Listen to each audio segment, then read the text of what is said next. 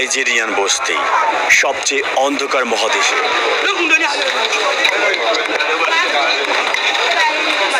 ভাসমান শহর। আজ আমরা আছি লাগোসের মাকোকোতে, সবচেয়ে অদ্ভুত এবং দরিদ্র ভাসমান শহর। এখানে সবচেয়ে দরিদ্র মানুষের বাস।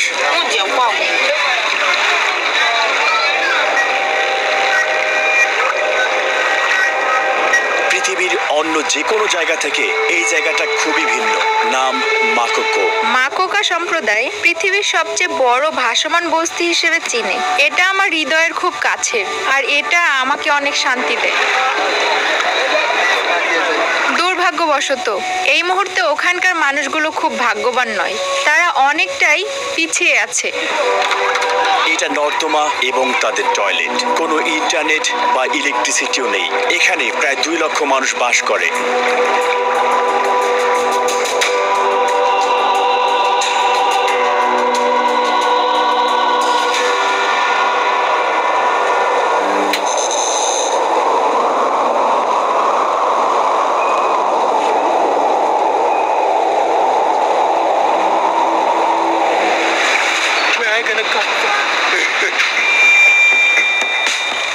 সবাই কেমন আছেন? আমার নাম নেকাসি ডগলাস। আমি পৃথিবীর সবচেয়ে খারাপ মানুষ। আমি এই পৃথিবীর রানী। মজা করছি, আসলে আমি এই ধরনের কোনো মানুষ না। কিন্তু হ্যাঁ, আমার নাম নেকাসি ডগলাস। আমি নাইজেরিয়ার সবচেয়ে সুন্দরী এবং আমি মিস আফ্রিকার অ্যাওয়ার্ড পেয়েছি। জামাইকার অনুষ্ঠানে আমাকে হয়তো চিৎকার করতে দেখেছেন। আসলে আমি অনেক এক্সাইটেড ছিলাম। আমি মাঝে মাঝে রুমের মধ্যে দাঁড়িয়ে চিৎকার করি, আর এটা আমাকে আনন্দ দেয়। আমি মনে করি সবার এরকম চিৎকার করা উচিত। আমি এমন একটা জায়গায় বেড়ে উঠেছি, আমার সম্প্রদায় অতটা সুন্দর ছিল না। কি বলবো, আসলে যেখানে স্বপ্ন সত্যি হওয়া সম্ভব নয়। যে শহরে তাদের স্বপ্নগুলো সত্যি হয়। আমার কাছে লাগোস হলো একটি ছোট নিউ ইয়র্ক, যেন একটা জঙ্গল। এই শহরে 2 কোটিরও বেশি মানুষ বাস করে। অনেক বিলিয়নিয়ার আছে এবং তেল রপ্তানিতে এর স্থান পুরো পৃথিবীতে 10ম। লাগোস হলো খুব দ্রুত, সেখানে অনেক সমস্যা রয়েছে, কিন্তু পাশাপাশি সেটা এমনই একটা জায়গা যেখানে সবার স্বপ্ন পূরণ হয় যদি আপনি লাগোসে আসেন এবং অনেক কঠিন পরিশ্রম করেন। আর আমি লাগোসকে অনেক ভালোবাসি, কারণ এটা আমার বাড়ি, এখানে আমার পরিবার আছে। এটা সত্যিই সুন্দর। এটা খুব ধনী শহর। এটা অর্থনীতির কেন্দ্র। এখানে যেমন প্রচুর ধনী আছে, তেমন প্রচুর গরিবও আছে। কিন্তু এখানে মধ্যবিত্ত শ্রেণী নেই বললেই চলে। তবে এখানে খুব অদ্ভুত এলাকা আছে। অবশেষে আমরা বস্তিতে পৌঁছালাম। আমরা এখন এই এলাকার প্রধানের বাড়িতে যাচ্ছি। তার কাছে এলাকা সম্পর্কে কিছু জানবো। উনি পুরো এলাকার প্রধান। আমরা এখন তার বাড়িতে এসেছি। তিনি এই সম্প্রদায়ে বাস করেন। ভাবতে পারেন 2 লাখেরও বেশি মানুষ আছে এখানে। যখন আপনি এখানে আসবেন এবং তাদের কাছ থেকে দেখবেন, তখন আপনি নিশ্চিত নিজের জীবনের জন্য আল্লাহর কাছে শুকরিয়া করবেন। নাইজেরিয়ার মতো এমন একটি তেল উৎপাদনকারী দেশে 2 লক্ষ মানুষ থাকে, সরকার থেকে অবহেলিত। তারা এখানে এই উপরে থাকে। এগুলো নর্দমার পানি। এই একই পানির উপরে তারা জীবনযাপন করছে। 2 লক্ষ মানুষ তো কম নয়। তারা কিভাবে থাকে? এটি পৃথিবীর অন্যতম বড় বস্তি। এই বস্তির অবস্থান পৃথিবীতে 5ম অথবা 6ষ্ঠ নম্বর হবে, কিন্তু পৃথিবীর সবচেয়ে বড় ওয়াটার সিটি। আমরা এখন মাছ ধরতে যাচ্ছি। আপনি প্রতিদিন মাছ ধরেন? এই পুরো ওয়াটার সিটির সবাই কি মাছ শিকার করে চলে? হ্যাঁ, এটা অনেক কিছুতে নির্ভর করে। যখন জোয়ার আসে তখন কিছু মাছ হাতছাড়া হয়ে যায়, এগুলো ফিরে আসে। আচ্ছা, এটা আপনার বাড়ি তাই না? হ্যাঁ, এইটা আমার ঘর। আপনি এখানে কত বছর ধরে আছেন? এখানে আমি জন্ম থেকেই। আমার জন্ম একটি নৌকায়। এখানে জন্ম? হ্যাঁ, এখানেই। এত বছর ধরে এখানে থাকার পর আপনার অনুভূতি কেমন? এখান থেকে চলে যেতে চান? আমি সবসময় আমার সমাজের ভালোটা চাই এবং আমার বাবার পরে আমি পরিবারের প্রধান হব। আমি তাদের কাছ থেকে অনেক কিছু শিখেছি। এখন আমি জানি কিভাবে নৌকা বাইতে হয়। এখানে না আসলে এটা কখনোই শেখা হতো না। তাই এখানে অনেক কিছুই শেখার আছে এবং অনেক কিছুই করার আছে। আপনার টাকা দেওয়ার দরকার নেই, আপনি তাদের জ্ঞান দিয়েও সাহায্য করতে পারেন। এখানে হাসপাতাল নেই, কিন্তু ক্লিনিক আছে। ক্লিনিক? হ্যাঁ। এটাই তাদের বাড়ি, এটাই তারা তাদের সব। পানির উপরে থাকে সব সময়? হ্যাঁ, জন্ম থেকে এই পানির উপরে। কিছু মানুষ কখনো মাটিতেই যায়। এখানে মানুষ সর্বপ্রথম যা শেখে তা হলো মাছ ধরা। এটাই তাদের প্রথম কাজ। হ্যাঁ।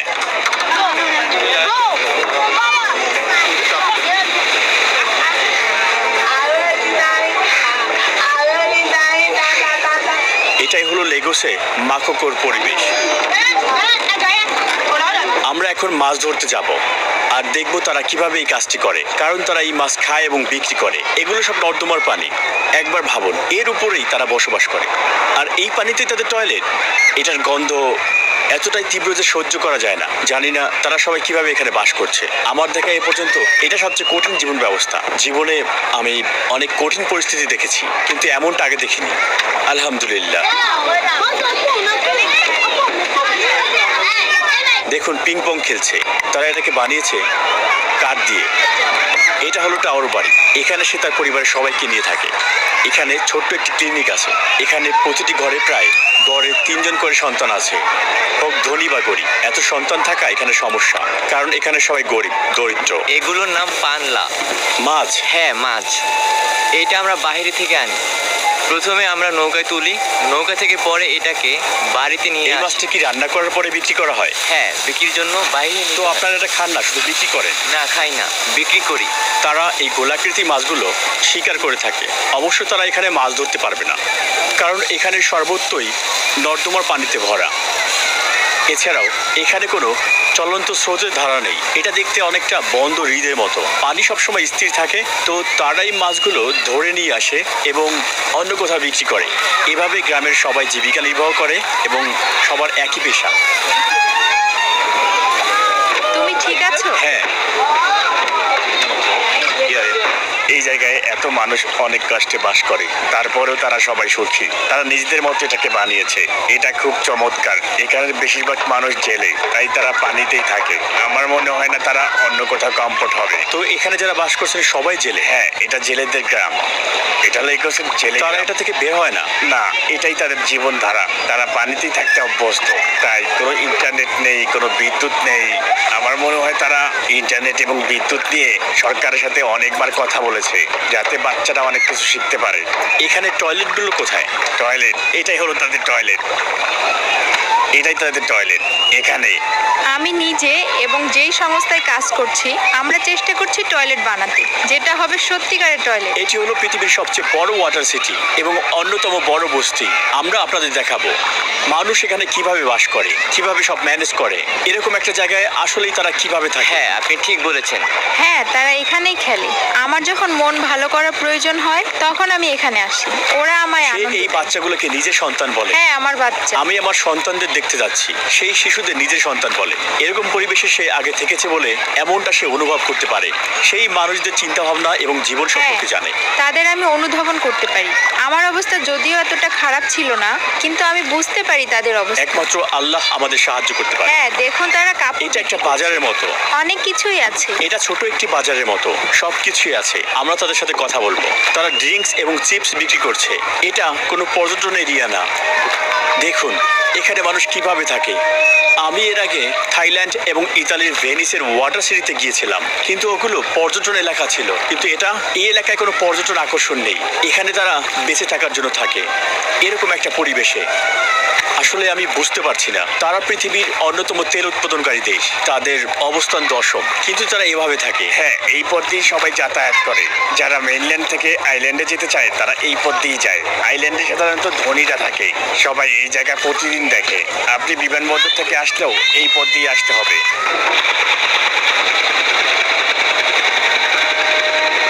বড় সমস্যা, কারণ এখানে সবাই সবকিছু এই পানিতেই ফেলে। কিছু আবার লাগোস থেকে আসে এবং এখানে জমা হয়। তো তারা এখানে আবর্জনা ফেলে? হ্যাঁ, লাগোসের মানুষেরা, লাগোস শহরের মানুষেরা তারা এই পানিতেই তাদের ময়লা ফেলে। এই কারণে আপনারা পানিতে এরকম বোতল দেখতে পাবেন। এই মানুষগুলো মাছ ধরে ফিরেছে এবং গ্রামে ফিরে যাচ্ছে। লাগোসের সবাই এখানে ময়লা ফেলে। এখান থেকে পড়ে গেলে সোজা নর্দমায়। আমরা এখন মাছ ধরছি। সে পানিতে জাল ছুঁড়ে মারলো। সব এলাকা থেকে জেলেরা মাছ ধরতে এই ব্রিজের কাছে ভিড় জমায়। এই এলাকার সব বাসিন্দারাই মাছ ধরে। তারা সবাই জেলে। এভাবেই তারা এখানে জীবনযাপন করে এবং জনসংখ্যা বাড়তে থাকে ক্রমেই। আর তারা সবাই এখানে থেকে যায়। আর এখানে সরকার ইন্টারনেট বা বিদ্যুৎ দেয় না। অবস্থার কোনো পরিবর্তন হয় না। মানুষ সাহায্য করতে চায়, তারা স্কুল বানিয়ে দিয়েছে। আমরা স্কুলে এসেছি। সমাজকে পরিবর্তন করে তোলে। সবচেয়ে বেশি দরকার শিক্ষা এবং ইন্টারনেট।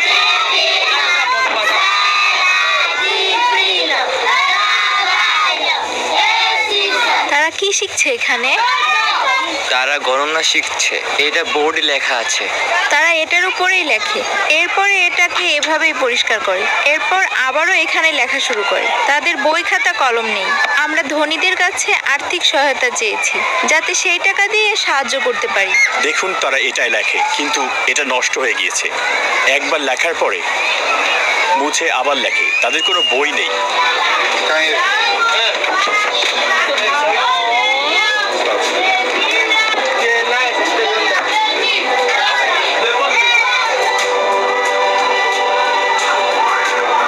আপনাকে অনেক ধন্যবাদ স্যার।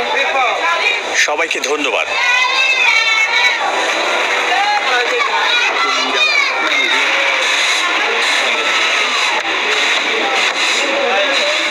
আমরা এখন কোথায়? আমরা এখানে নাস্তা করব। এটা একটা ক্যাফে। এটা একটা ক্যাফে আর ভিউ হলো নর্দমার পানি। ওখানে তাদের একটি সেলুন আছে যেখানে তারা চুল কাটে। আপনার প্রয়োজনীয় সব রকম ব্যবস্থা এখানে আছে। তাদের এখানে সেলুন আছে, ক্লিনিক আছে, তাদের শপিং মলও আছে।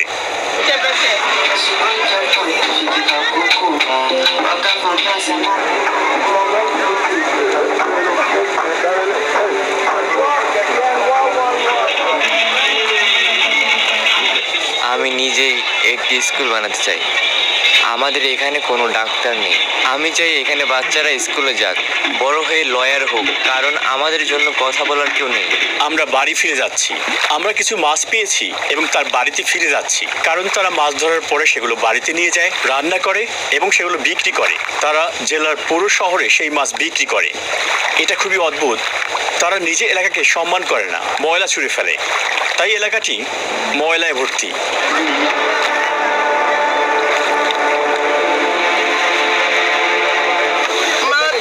আমার মনে হয় ট্রাফিক জ্যামে পড়েছে। মনে হয় কেউ পানিতে পড়েছে। কান্না করো না তুমি। যখন আপনি এগুলো নিজ চোখে দেখবেন, আপনি বলবেন, ও আল্লাহ, এটা কি সত্যি? এখানে আরো মানুষের আসা উচিত। তাদের জীবন কত ভয়ানক দেখা উচিত। সত্যি এই দৃশ্যগুলো ভিডিওর থেকে অনেক আলাদা। আর এখানের গন্ধ, এই কঠিন পরিবেশ নিজের চোখে দেখলেই কেবল কতটা কঠিন আপনি বুঝতে পারবেন। আমরা এই পুরোটা কিনে নিতে পারি। হ্যাঁ, দামটা জেনে এগুলোর নিই। দাম কত বলেন? তোমার এই জিনিসগুলোর দাম কত? তাদের এই ছোট দোকানে বিক্রি করা সমস্ত জিনিস আমরা কিনে নেওয়ার চেষ্টা করব। আসলে আমরা কিছুই নেব না, তাদের সারাদিনের উপার্জন পে করব। এটাই জীবিকার একমাত্র উৎস।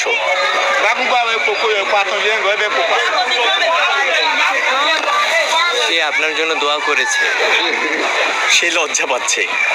চলুন আরেকটি মার্কেট খুঁজে দেখি। এখানে প্রতিটা মার্কেট কিনে নিলে কেমন হবে? এখানে সব মার্কেট কিনে নিব? হ্যাঁ। ঠিক আছে, আমরা এখন সব ছোট ছোট মার্কেট কিনে নেব। আমি অন্তত 5টি মার্কেট দেখেছি। সে কি বিক্রি করছে? সে এখানে সাগরের মাঝখানে কলা বিক্রি করছে। সাগর না, আসলে এটা একটা খাল।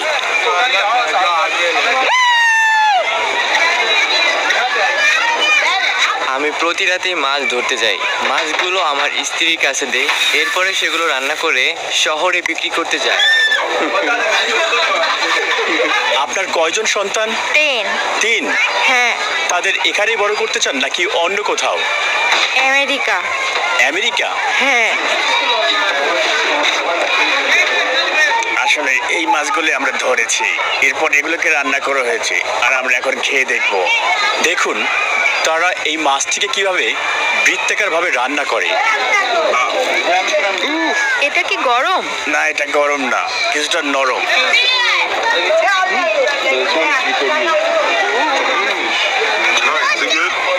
আগে আমি ভাবতাম এগুলো কোথা থেকে আসে, এখন জানতে পারলাম। ভালোই, ভিন্ন রকম। এটাকে তেমন একটা রান্না করা হয়নি, শুধু ভাজা হয়েছে। এখানে মশলা দেওয়া হয়নি। হ্যাঁ, তারা এখানে কোনো মশলা দেয়নি। এটার স্বাদটা অদ্ভুত। আমি আর এটা খেতে পারছি না। কোকো নামটা মনে রাখার মতো, তবে আমি বিশ্বাস করি এখানে একদিন পরিবর্তন আসবে। আমি চেষ্টা করেছি সাহায্য করতে, আর এগুলো সম্ভব হয়েছে আপনাদের কারণেই। আমাদের প্রতিটা কাজের আপনারা সবাই অংশীদার। Blah, blah, blah, blah, blah. Don't know. We got Joe in the building. My Coco loaded. Pull up.